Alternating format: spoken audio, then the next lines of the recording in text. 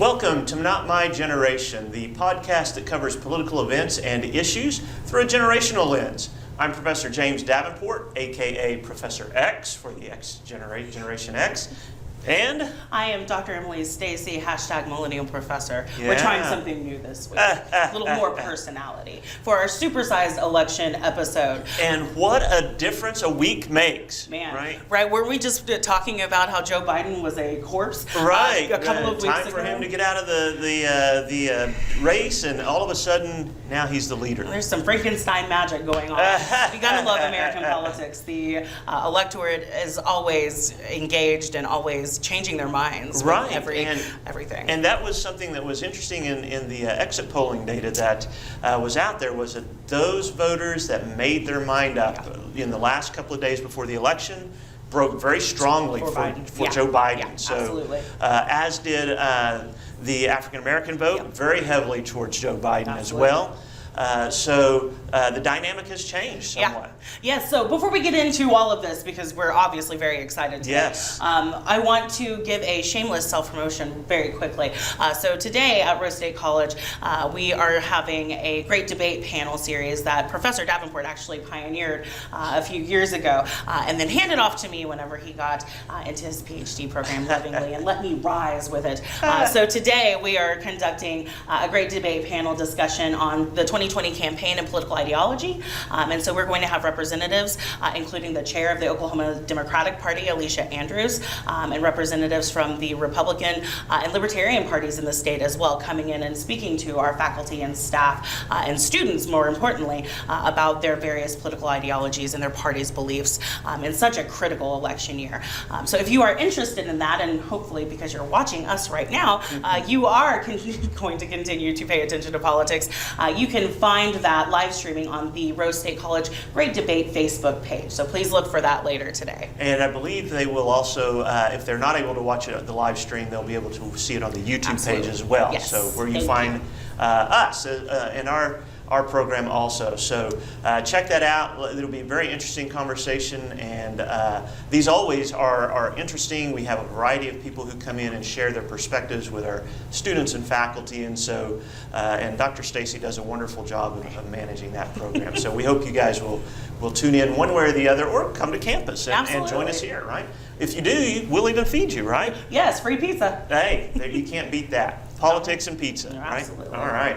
Well, we have a very special guest that'll be joining us a little bit later, Scott Mitchell, well-known media analyst and political insider, we might say, as well. And so he's going to share some thoughts on Super Tuesday results and what going forward might look like as well. So we're excited to have Scott with us and joining us here in just a little bit. Sometimes we can use our former political networking clout to pull in some big fish, and today is one of those days. So we're excited to have Scott with us. So let's jump right into things. I think that we kind of foreshadowed just a little bit with Super Tuesday, but really the bigger storm clouds started to brew on Saturday, right? Last Saturday evening, as we talked about the South Carolina primary, that really did shift the entire campaign, as we just stated, in Joe Biden's favor. I think you're right. And now, to his credit, Biden had been saying all along, South Carolina is going to be where this thing turns. I am putting everything in here. Ignore these early results. They don't mean anything. South Carolina is where my campaign starts for real. And he proved to be right. And I have to admit, I think like a lot of people were kind of skeptical that this was going to be the case. After his poor showing, I think a lot of people were like, it looks like Biden is kind of dead in the water, and his debate performances were not spectacular either. And so I think there were a lot of people who were saying Biden is out of this race, right? But stuck to his words, and South Carolina panned out for him just like he said it would, and that shifted momentum going into Super Tuesday. It's an interesting, as you mentioned, the exit polling, the African American vote, right? The demographics of South Carolina really did pay off dividends for Joe Biden, as he said that it would, and it also ironically paid off for Tom Steyer, which pushed Pete Buttigieg into a very distant, fourth place? I think that's right. Correct. Right. Yes. And actually caused probably one of the most shocking moments thus far of the primary. Pete Buttigieg dropping out very abruptly on Saturday night. He had been viewed as kind of the shining star, this new millennial riser for the Democratic Party, and he just, it was kind of DOA on Saturday night. I think that both Buttigieg and more importantly now that you have a Biden-Sanders, what it looks like is shaping up to be just a Biden-Sanders race, a very important question for Bernie Sanders, which is, can he pull in the minority vote? I'm not sure, and I think that if we move forward in our conversation to Super Tuesday, it does look very difficult in places like Alabama, Mississippi, Texas, Oklahoma, those places that do tend to be more diverse in the population do seem to be certainly not breaking for Bernie Sanders. Right. And that is somewhat surprising that he would not, because I think some of that was revealed in 2016 when he ran, that he did not perform well with those populations. And now he's in 2020. You would think he might have done some more prep work, trying to make inroads with those communities and doing that, but that does not seem to have been the case. And Biden's reputation seems to remain strong. He got a huge endorsement, I believe, from Representative Clyburn in South Carolina. Yeah, who mentioned that Bernie Sanders didn't even court him for his endorsement, which is a major telltale sign in a state like South Carolina. If you are going to poo-poo somebody like James Clyburn, who is a legend amongst the population, you really have different priorities for your campaign. Well, exactly. And another thing that I think might be hurting Sanders is obviously a lot of his support does come from younger voters. But what do we know about younger voters? They do not turn out. They don't turn out. Yeah. They don't show up and vote as frequently. And we were looking at the difference between those under 45 and those over 45 in voting, and the difference in the turnout rates is significant. It is, yeah. And so, and devastating for someone like Sanders. Exactly. If you are trying to pull that coalition together, and it's the future, as we've talked about. You've got some politician and political party, whoever can really harness that millennial Gen Z vote, they're going to pull away with the next few elections. But it's going to be very difficult because our generation and the younger generation don't really identify with either of the two parties, which makes it extremely difficult in any given campaign year. Right? We are more likely to identify as independent, and so we could vote by candidate, by issue even, in any given election year. And I think we're seeing in Oklahoma the fastest growing group of registered voters are independent voters, right? And I think nationally, so I saw a report that says that in fact nationally registered independents now outnumber registered Republicans. And so we're seeing that, I think, a movement right now of people, not identifying with either party as kind of their go-to party. And so that's going to make it hard on these candidates who have not been used to trying to court those type of voters.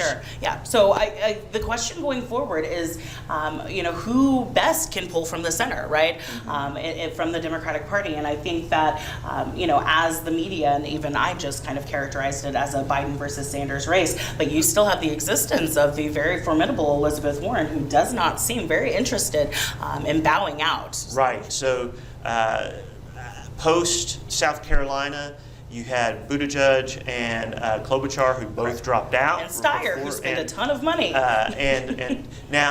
So you have those three drop out right before Super Tuesday, and that was rather surprising. As you mentioned, you would have thought that Buttigieg and especially Klobuchar, who had been looking pretty strong, making some inroads, would have waited till Super Tuesday to do that, but they drop out, and so I think those voters seem to migrate towards Biden, right?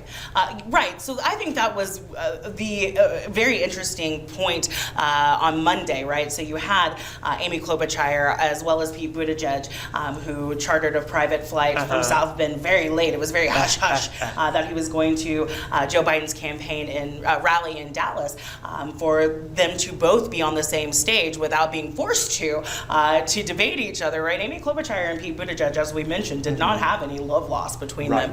So for them to come together and endorse Joe Biden and back him on Monday night together was a really strong moment, and likely led to Joe Biden winning Minnesota, a place that Bernie Sanders actually won in 2016. Well, when we come back, we'll be joined by Scott Mitchell, and we will get more into our analysis of Super Tuesday. We'll talk about Oklahoma as well, specifically, and what this campaign will look like going forward.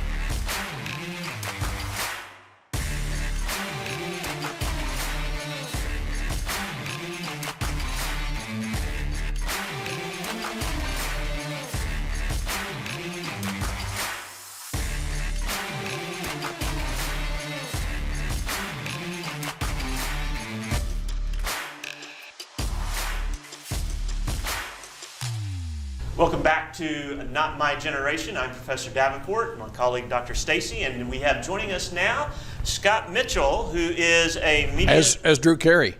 There you go, right? And we're about to spin the wheel here a little bit later, right? Yes. So, but no, Scott is a longtime political analyst, media commentator regarding politics in Oklahoma. Some might call him a political insider. I certainly would, but he's going to share some of his thoughts as well about Oklahoma and the larger results of Super Tuesday around the I just got my bona fides by Professor Davenport. There you go. Right. My wife doesn't believe this stuff I'm doing.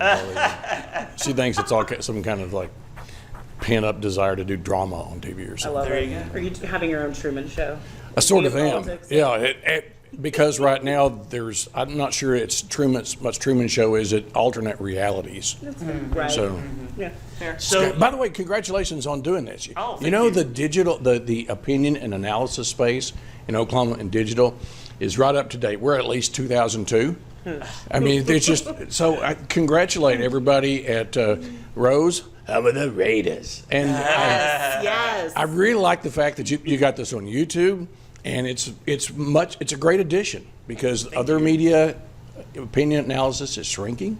So this is a great addition to it. So congratulations everybody at Rose for doing this. Thank you. That means Thank a you lot very coming from much. you, Yes. for sure. So let's talk Oklahoma specifically for a second. Like most of the other states in Super Tuesday, we went for Biden. And I think that's interesting because if you look at 2016, Sanders carried the state fairly significantly in the vote there. So what do you think happened between 2016 and 2020 that his campaign did not have the same kind of performance?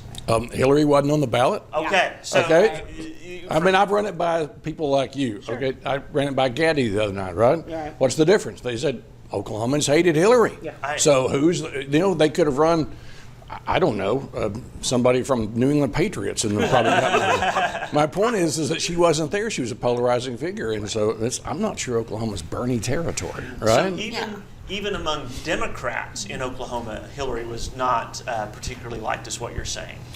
Precisely. Okay. The data says that, right? Right, exactly. And I learned that word, data. That's a good word. And so even further than that, it wasn't necessarily that Bernie Sanders ideology really resonates with the Oklahoma population or Oklahoma Democrats. Under Just 25. simply- Right? I mean, Right. that's not what the data says. Right. So data, yes.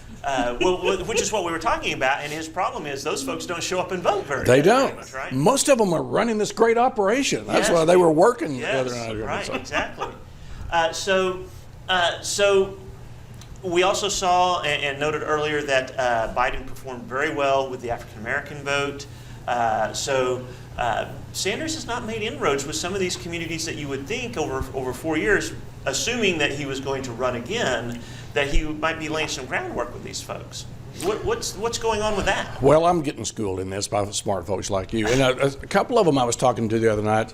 First off, they were going, the media overdid Iowa. I was always a mess, okay? Right. And then you gave all these, and by the way, am I the first boomer that's been on this? You are our first boomer. Right. Congratulations. Okay. We're completely intergenerational at this Are you old point. enough to be I'm so old I can hide my own Easter eggs. I mean, that's all so. right. And I've got one who's like, okay, boomer, all the time. But they said the media overemphasized. Remember Richard Jimmins in Primary Colors? You probably don't. But the whole point is the media giveth and the media taketh away. Right, yeah. Remember Right, 2 weeks ago? Okay, Bernie's gone. I'm getting that Garth Brooks situation the other day. Right. But the fact is that they overdid. They overblew New Hampshire. They overblew Iowa. Everybody in Iowa, New Hampshire looks like me. Right. Okay? This is not the face of the modern Democrat Party, all right? So it's women, it's African American. And so that was the first state, South Carolina was the first state, Right. that looked like the core Democrat constituency. And the media, they've just been really irresponsible, in my opinion, on how they've covered this. It's more like a horde mentality. There was not a lot of analysis. Now, you can get it, by the way, by tuning into this show, which is on YouTube, by the way. I would say that it was just so much hype going into these. Everybody, it was like a panic, and in terms of the coverage. So I think it's not so much what I think it was the predictions that were overheated, not the result. And the results were more along in line with what was going to be expected. So do you think there's an argument to be made about changing the way that we conduct the American elections, where the Iowa caucus and New Hampshire are not the end-all be-all or the great bellwethers that they once were? I think there can be an argument made, but can you imagine the establishment money that's going to push back against that? Sure. So it's a novelty, right? Iowa's a novelty. New Hampshire's a novelty. Yeah. So I don't know if it's ever going to change. All they did was they had a bunch of boomers who couldn't count, and then they added an app to it. Right. Right? Let's add technology. Perfect combination for There is what a was going perfect on. storm. Sure, exactly right. So nationally, so we did see Sanders did win some states, right? So obviously his home state, he won.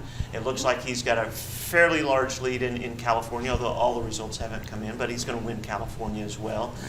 So there are some states he has been collecting. Going forward, do you think either of these candidates are going to be able to amass a majority of the delegates before they stroll into the convention later this year? I hope not. I mean, how boring would that be? Exactly, right? Aren't you, professionally, aren't you rooting for a deadlock at the convention? It's great TV. For folks in TV, I mean, we're going to sell so many heads. I mean, it's realistically, if Bernie loses in Michigan, it's probably getting close to being over. But here's the point. You irritate this guy, he may just stay in there till the last dog dies, right? Absolutely. Like So- he did in 2016. Right. Right. And so, as I said before, I don't know if you have a thought about Elizabeth Warren is staying in until the very end. Do you see her reassessing? I as the other really Democrats? don't want to see the Kate McKinnon character go away. And I'm mostly, listen, I'm going to tell you this, Professor. Yes. I'm mostly concerned about who's going to play the Bernie, Joe Biden character on Saturday Night Live. That's fair. They've been trading it off. They don't have really a go-to guy. I don't want to see the Larry David character go away. So I have a hard time taking all of this seriously, although it is serious. The most serious thing right now in American politics is that virus. I mean, that's the one that's the political virus. Look what it does to Wall Street. Look what's happening all presser today at the state capitol and preparedness. And I think the coronavirus will have a podium at the next debate. Oh, I hope so. They did not talk about it in the last 7-8 days, but you can bet that the way the president and prospective Democrat nominee handled this virus case, the president is really afraid of this. You know that. I know that. He knows that. So that's the big issue coming up, is how this virus is handled. It could wipe the entire narrative away by the time in 2 weeks. Yeah. And this is the interesting thing about political campaigns, is that something can just come up that nobody expects, nobody's anticipating, right? And it changes the way everybody approaches the campaign. It redirects, and people who had an advantage maybe going in now don't have that advantage. So this is going to be a very interesting time in both looking at how the Trump administration attempts to handle this. And we know Trump is going to be tweeting regularly, I'm sure, about it, and then the Democrat response. And so I think you're right. This could have a huge impact on the tenor and the nature of the campaign going forward. What you don't want is another heck of a job Brownie situation, right? Yeah. Kids, look that up. There's Google. Right? So really quickly, before we get run out of time, I do want to ask you about the state elections. So I am curious about the property tax, or I'm sorry, the sales tax increase in Oklahoma City that would have benefited certain parks, right? That failed pretty miserably. But you can have a drink there on Sunday afternoons, Right? So what was the rationale, do we think? Do you think there was enough coverage given to the park vote and the liquor vote? The answer is no. There was not enough coverage on that. But even local media gets caught up in the national stuff. And they really didn't spend enough time, in my humble opinion, on CD5. Yeah. I mean, that's the one that this race, and I've been saying this for several days now, a Bernie Sanders nomination is really bad for Kendra Horn. Yeah. Okay? Right. A Joe Biden nomination's really good for Kendra Horn. And I was saying the other night, I think that probably Stephanie Bice and Kendra Horn are the two most interested people in watching the national returns. So, Yeah.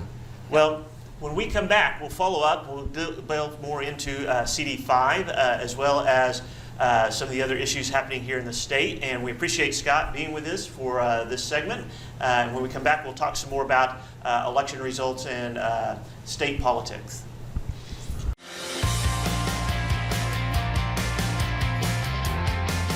I'm starting. Moving in.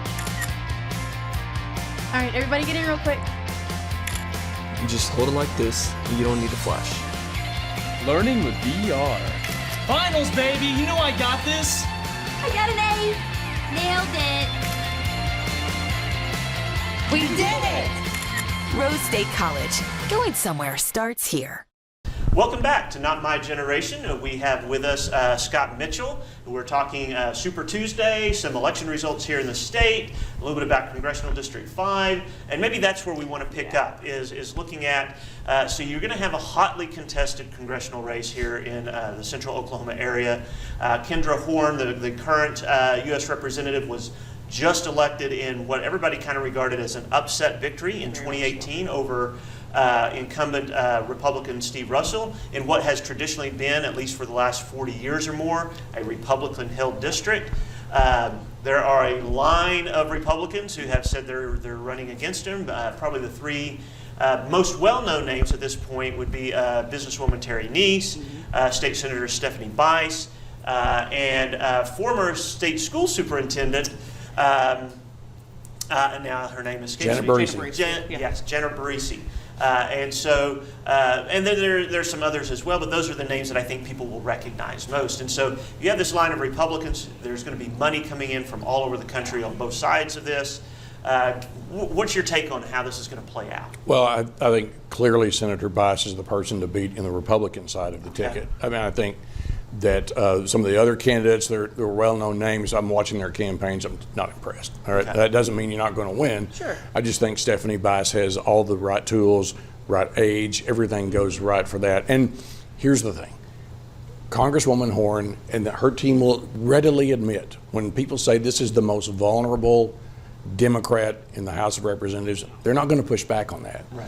But don't confuse vulnerability with weakness. Right. She's done everything right. She's done all of the things that a incumbent needs to get reelected. Now, you know that in your first term, that's when you're vulnerable. Right. And she's going, whatever this is going to be, but I just have to say, I think the conventional wisdom is right. Bernie Sanders at the top of the Democrat ticket was going to be really bad for her. It was going to push down enthusiasm amongst core Democrats, and it was going to invite chaos inside of OK5. With Joe Biden at the top of the ticket, I think the Congresswoman's even money to get reelected. And again, we've got something out there right now, that coronavirus, that is going to alter conventional wisdom and the landscape. So don't put any bets on any of these races. Well, and one of the issues that she has made central both to her initial campaign and while she's been in office has been health care. And so that might feed into the message that she wants to play on. How much do you think impeachment is going to play in this, right? So she obviously voted for the impeachment process. voted to approve the articles of impeachment. How much of that is going to play as a dynamic, do you think? Or do you think this is going to wear off? Do you think maybe the coronavirus is going to supplant impeachment as the more important issue? I'm getting press releases from all the campaigns. One in particular just comes with these ridiculous things about it. I don't think anybody remembers impeachment. Right. Okay? Do you? No. I mean, it's so far in the rearview mirror. And I would say that coronavirus, impeachment. I mean, the president survived. Listen, you know, I know, everybody knows Nancy Pelosi did everything she could to keep from going forward with impeachment. She did, absolutely. I'll bet everybody on this panel is going, that's not a good bet. And it turned out exactly as the smart people said. It was, listen, the two greatest allies of the president have been Gerald Nadler and Adam Schiff. It was a horribly done House investigation. The Senate thing was a disaster. And if you go back to history 20-something years ago, I mean, Bill Clinton's approval rating went up during the impeachment. That was dumb to do that. So now you've got an empowered president. Right. What he sees right now, though, is the coronavirus. And that's what he's afraid of. And I'm just saying, wipe the slate clean. We don't know what the narrative is going to be sitting here today. Sure. Very, very astute in looking at that. Not a whole lot of outside of Congressional District 5, not a whole lot of things going on in the state. Obviously, we're not anticipating any kind of change in the makeup of the state legislature per se this year. None of the statewide officers are up, so things should hold pat in the rest of the state, don't you think? For Democrats, it's Kendra Horn. Yeah. The state Democrat bench ain't exactly the LA Dodgers bench, okay? So for young people that are Democrats coming up, there's a lot of opportunity. But yeah, it's CD5, it's everything for Democrats. These are not going to gain in the House, the State House or the State Senate. Right. What do you think? So we've got congressional elections going on too. Do Democrats hold the House? Do they maybe flip the Senate? Or is this more wishful thinking from different sides about any kind of change there? My answer 2 weeks ago would be different from my answer today, will be different from my answer in 2 weeks. Very good. So there's no conventional wisdom at this point, any smart conventional wisdom. Well, Scott, thanks for joining us. We had a wonderful conversation. This has been great. We hope you guys will join us next time for Not My Generation, and we'll see you in a week.